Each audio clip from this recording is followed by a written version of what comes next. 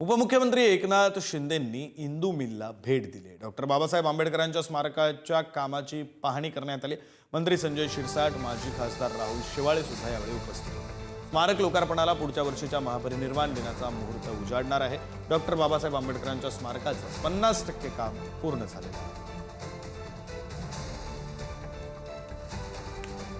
संशोधन केंद्र देखील या ठिकाणी या वास्तूमध्ये घेतलेलं आहे आणि म्हणून जगभरातले लोक इथे येतील आणि बाबासाहेबांच्यावर संशोधन देखील करतील।